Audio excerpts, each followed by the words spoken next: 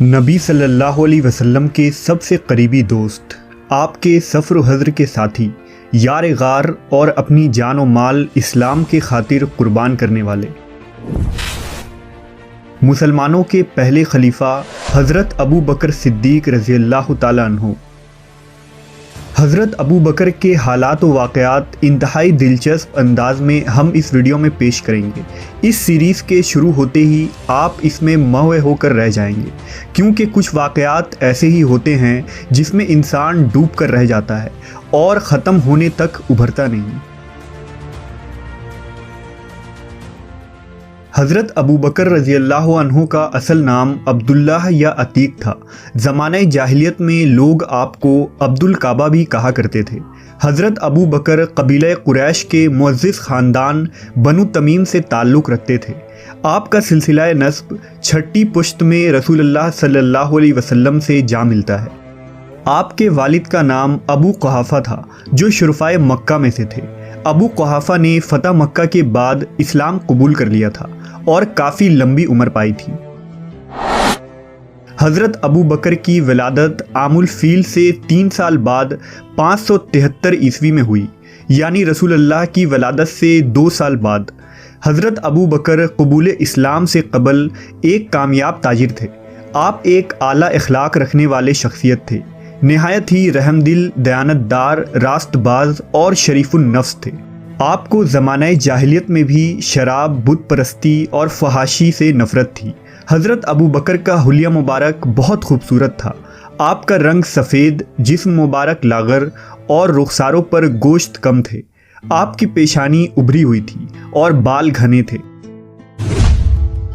آپ کو نبی صلی اللہ علیہ وسلم کے ساتھ بچپن سے ہی خاص لگاؤ اور خلوص تھا۔ آپ حضور کے قریبی ساتھیوں میں سے تھے اور اکثر تجارت کے سفر میں بھی حضور کے ساتھ جایا کرتے تھے۔ حضرت ابو بکر کو اہل عرب کے نسب کے بارے میں بہت علم تھا۔ آپ شاعری میں بھی بہت کمال رکھتے تھے۔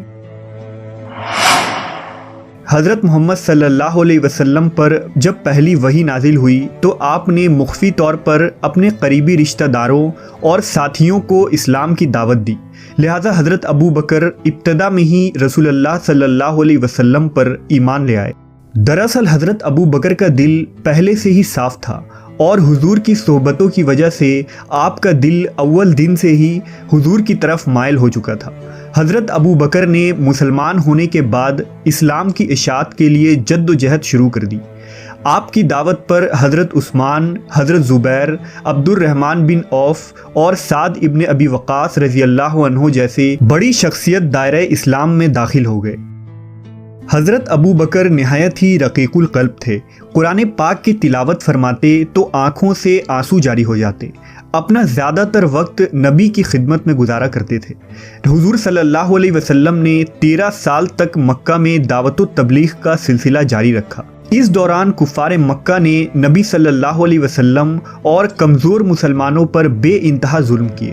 اس دوران حضرت ابو بکر نے اپنی جان، مال، رائے مشورے اور ہر حیثیت سے نبی صلی اللہ علیہ وسلم کی مدد کی۔ حضرت ابو بکر بےکس، مظلوم اور غریب مسلمانوں کے لیے مسیحا ثابت ہوئے۔ روایت ہے کہ جب امیہ بن خلف کے غلام حضرت بلال حبشی نے اسلام قبول کیا تو وہ غصے سے پاگل ہو گیا اور اس نے حضرت بلال کو اذیت اور تکلیف دینا شروع کر دی۔ ایک دن امیہ نے آپ کو کڑی دھوپ میں لٹا دیا اور جسم پر بھاری پتھر رکھا۔ آپ کو کوڑے مارنے لگا۔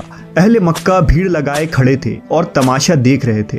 وہاں حضرت ابو بکر بھی موجود تھے۔ آپ سے یہ دلخراش منظر دیکھا نہ گیا اور آپ امیہ کے پاس گئے۔ اس سے کہا، اس بےکس غلام پر اتنا ظلم نہ کرو۔ اگر وہ ایک خدا کی عبادت کرتا ہے تو اس میں تمہارا کیا نقصان ہے؟ امیہ نے کہا، اگر تم اس کالے غلام کے اتنے ہی ہمدرد ہو تو اس کو خرید کیوں نہیں لیتے؟ لہذا حضرت ابو بکر نے دینار کی تھیلی امیہ کو تھما دیا اور حضرت بلال کو آزاد کروا دیا۔ جب نبی صلی اللہ علیہ وسلم کو اس کی خبر ملی تو آپ بہت خوش ہوئے۔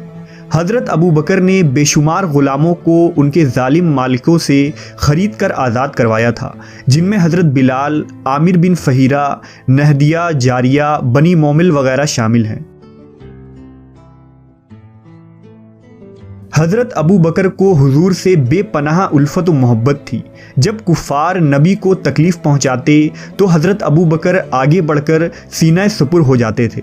ایک دفعہ حضور خانہ کعبہ کے پاس نماز ادا کر رہے تھے کہ ایک مشرک نے اپنی چادر سے آپ کی گردن میں پھندا ڈال دیا۔ اس وقت حضرت ابو بکر وہاں پہنچ گئے اور اس مشرک کو پکڑ کر نبی سے علیحدہ کیا اور فرمایا، کیا تم اس کو قتل کرو گے جو تمہارے پاس خدا کی نشانیاں لایا اور کہتا ہے کہ میرا رب اللہ ہے؟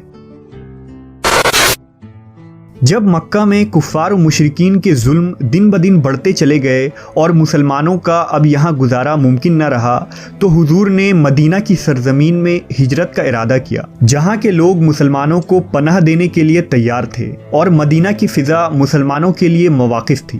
لہٰذا حضور نے مدینہ ہجرت کی تیاریاں شروع کر دی۔ اس سفر میں حضور نے حضرت ابو بکر کو اپنے ہمراہ لیا۔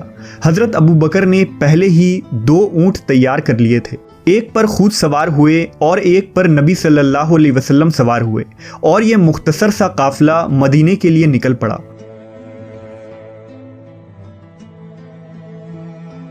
مکہ کے سرحدوں کو پار کرنے کے بعد آپ غار سور کے پاس پہنچے اور یہاں آرام کرنے کے لیے داخل ہوئے۔ غار سور میں حضور اکرم صلی اللہ علیہ وسلم اپنے رفیق اور ساتھی کے زانوں پر سر رکھ کر سو گئے۔ اتفاقاً اس حالت میں ایک زہریلے سانپ نے ایک سوراخ سے سر نکالا، لہٰذا حضرت ابو بکر نے اپنی جان کو خطرے میں ڈال کر اس پر پاؤں رکھ دیا تاکہ نبی کی نیند خراب نہ ہو، لہٰذا سانپ نے آپ کو کاٹ لیا۔ زہر اثر کرنے لگا اور درد سے آپ کے آنکھوں سے آنسو جاری ہو گئے۔